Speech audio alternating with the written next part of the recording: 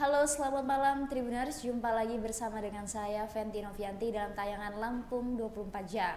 Kami akan menyajikan informasi seputar daerah Lampung. Dan inilah peristiwa yang sudah kami rangkum dalam Lampung 24 Jam. Kondisi penumpang di Pelabuhan Bakauheni, Lampung Selatan hari ini terpantau normal. Kondisi penumpang di Pelabuhan Bakauheni, Lampung Selatan, Lampung terpantau normal pada hari ini, Sabtu 23 Desember 2023. Berdasarkan pantauan di Pelabuhan Bakauheni, Lampung Selatan pukul 8 sampai pukul 10 waktu Indonesia Barat, kondisi loket penumpang terlihat lengang. Hanya ada beberapa penumpang yang terlihat menunggu antrean untuk menukarkan tiket online-nya kepada petugas di loket penumpang. Begitu juga kondisi penumpang di dermaga eksekutif Pelabuhan Bakauheni, Lampung Selatan juga terpantau normal. Juga tidak terlihat adanya antrean kendaraan di dermaga eksekutif Pelabuhan Bakauheni.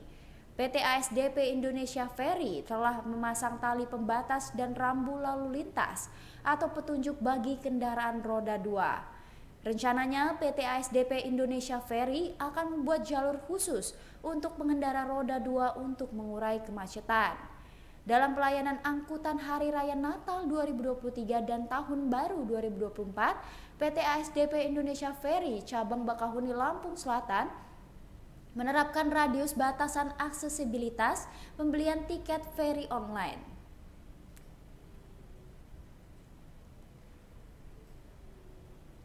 Penumpang pejalan kaki bisa pesan tiket di minimarket Pelabuhan Bakauheni.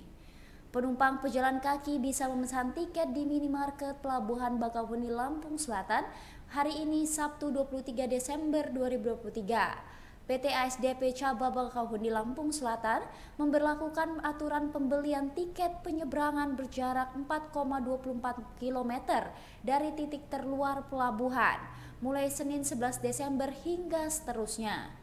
Pemberlakuan pembelian tiket menggunakan radius ini bertujuan untuk meminimalisir pembelian tiket kapal dari Calo di Pelabuhan Bakauheni, sekaligus mengurangi kemacetan di pintu masuk Pelabuhan Bakauheni, Lampung Selatan. Penumpang pejalan kaki di pelabuhan, Imas mengatakan dirinya bisa memesan tiket di minimarket Pelabuhan Bakauheni. Imas mengaku dirinya belum mengetahui adanya pembatasan pembelian tiket dengan menggunakan radius 4,2 km dari jarak terluar di Pelabuhan Bakauheni. Namun pihak Alfamart Express Pelabuhan Bakauheni membantah bisa memesankan tiket untuk penumpang pejalan kaki. Kasir Alfamart Express di Pelabuhan Bakauheni, Syaidan, mengatakan pihaknya hanya membantu memesankan tiket kepada penumpang pejalan kaki. Sementara itu Tribuners, PT ASDP Indonesia Ferry cabang Bakauheni juga terus menyosialisasikan pembatasan pembelian tiket menggunakan radius kepada pengguna jasa yang hendak menyeberang dari Pelabuhan Bakauheni. PT ASDP Indonesia Ferry cabang Bakauheni juga membuka posko pelayanan di Jalinsung, Tol Bakauheni Terbanggi Besar, dan Jalintim dari diberlakukannya pembatasan jarak pembelian tiket menggunakan radius. Penumpang pejalan kaki menyeberang dari Pelabuhan Bakauheni mencapai 2.955 orang. Penumpang pejalan kaki yang menyeberang dari Pelabuhan Bakauheni, Lampung Selatan mencapai 2.955 orang. General Manager PT ASDP Indonesia Ferry, Kapten Rudi Sunarko mengatakan terjadi peningkatan jumlah penumpang memasuki H-2 Nataru. Lebih lanjut, Rudi mengatakan penumpang dalam kendaraan juga mengalami kenaikan sekitar 31%. Masih kata dia, jumlah kendaraan yang menyeberang juga ikut mengalami kenaikan. Kendaraan roda 2 naik sekitar 60% dari 523 unit. Kendaraan di tahun lalu naik menjadi 836 unit. Kendaraan jenis sedan juga naik 34% dari 3.600 unit di tahun lalu, naik menjadi 4.800 unit. Namun lanjut Rudi, kendaraan pickup mengalami penurunan. PT ASDP Cabang Bakauheni, Lampung Selatan memberlakukan aturan pembelian tiket penyeberangan berjarak 4,24 km dari titik terluar pelabuhan mulai Senin hingga seterusnya. Unila paparkan capaian kerja tahun 2023, simak apa saja sasarannya.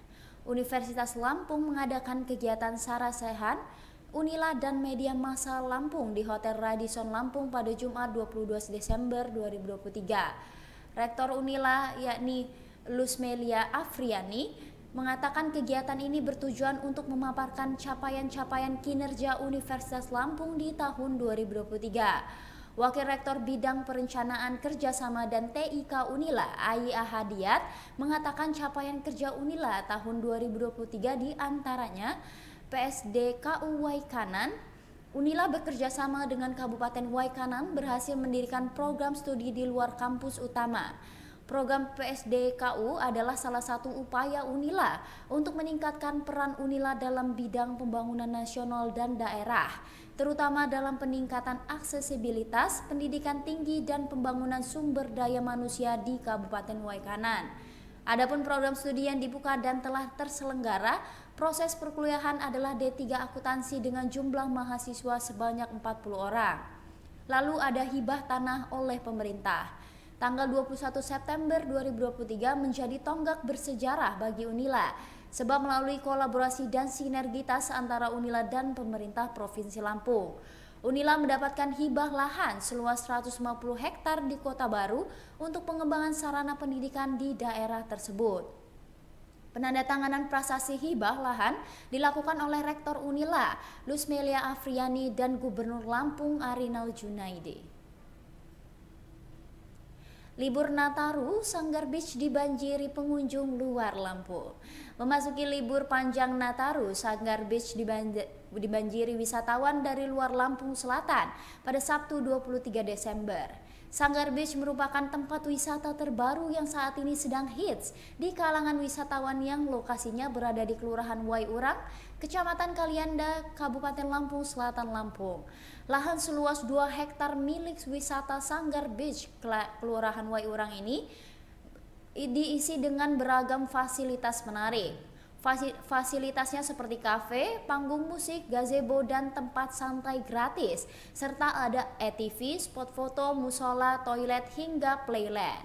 Tiket masuknya hanya Rp10.000 per orang untuk dewasa dan anak-anak di atas umur 3 tahun. Bila ingin berjalan-jalan menggunakan ATV, tarif dibanderol Rp50.000 untuk 20 menit dan Rp120.000 untuk 1 jam. Anak-anak yang ingin masuk ke zona bermain dikenakan tarif Rp20.000 sepuasnya. KPU Bandar Lampung mulai lipat 2,4 juta lembar surat suara pemilu. Komisi Pemilihan Umum Kota Bandar Lampung melibatkan masyarakat dalam melakukan tahapan sortir dan pelipatan surat suara pemilu 2024 hari ini pada Sabtu 23 Desember. Proses sortir dan pelipatan surat suara tersebut dilakukan di gudang logistik KPU yang berlokasi di Jalan Pulau Sebesi, Sukarame, Bandar Lampung. Tak kurang seratusan warga memenuhi gudang KPU untuk melakukan pelipatan surat suara yang akan digunakan pada pemilu 2024 nanti. Ketua KPU Kota Bandar Lampung Dedi Triadi mengatakan pihaknya telah menerima surat suara pemilu 2024 untuk DPR RI, DPRD Provinsi Lampung, dan DPRD Kota Bandar Lampung sejak Jumat 15 Desember lalu. Adapun total jumlah surat suara yang telah diterima, kata Dedi, sebanyak 2,4 juta lembar. Dedi menjelaskan pihaknya sendiri telah melakukan proses sortir dan pelipatan surat suara Pileg 2024 sejak Kamis 21 Desember lalu. 12 puskesmas terjunkan tim medis di tiap pos pengamanan Nataru di Tanggamus. Dinas Kesehatan Pemkab Tanggamus terjunkan tim medis di tiap pos pengamanan Nataru. Yekti selaku Kabid Pelayanan Kesehatan mengatakan tiap pos pengamanan Nataru akan dilengkapi 2 orang tenaga medis. Tambahnya, tenaga medis yang ikut bertugas di pos pengamanan Nataru berasal dari 12 puskesmas berbeda. Yekti mengatakan untuk di pos pengamanan Nataru berasal dari Puskesmas Pasar Simpang, Kota Agung, dan Negara Batir. Selain itu terdapat 3 puskesmas lainnya yakni Puskesmas Siring Betik, Wonosobo, dan Sudimoro. Lanjutnya masing-masing puskesmas mengutus 4 orang untuk bertugas di pos pengamanan Nataru. Kemudian terdapat 6 puskesmas lainnya yang juga turut menyumbangkan tim medisnya. 6 puskesmas itu antara lain Puskesmas Gisting, Kedaloman, dan Talang Padang. Kemudian terdapat tim medis juga yang berasal dari Puskesmas Margoyoso, Sumberjo, dan Pulau Panggung. Tambahnya, 6 puskesmas tersebut masing-masing menyumbangkan 6 orang tim medisnya.